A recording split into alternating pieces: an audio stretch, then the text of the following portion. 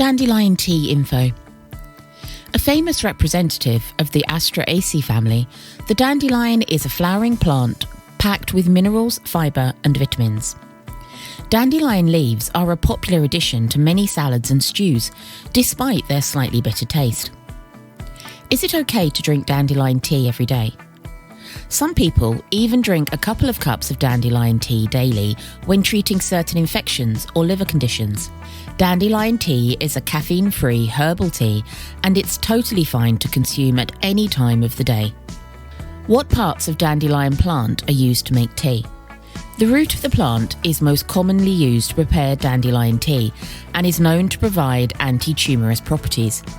While the stems, flowers and leaves can also be brewed, the root is what's mostly sold as a dandelion tea base. Does dandelion tea help with water retention?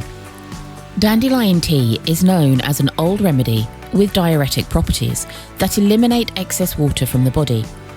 It is best to drink it during the active hours to avoid running to the toilet all night. Does dandelion tea help with allergies? This tea is loaded with beta-carotene, which can prevent the damage of free radicals and boost the body's immune system to fight foreign molecules that irritate the system. Does dandelion tea make you sleepy? The liver-purifying effects of dandelion tea are also connected to inducing sleep. How?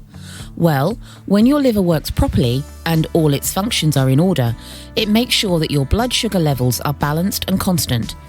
On the other hand, when we have blood sugar fluctuations, we are prone to waking up at night or not being able to sleep at all. That's how dandelion tea directly affects your sleep. Dandelion Tea Recipe.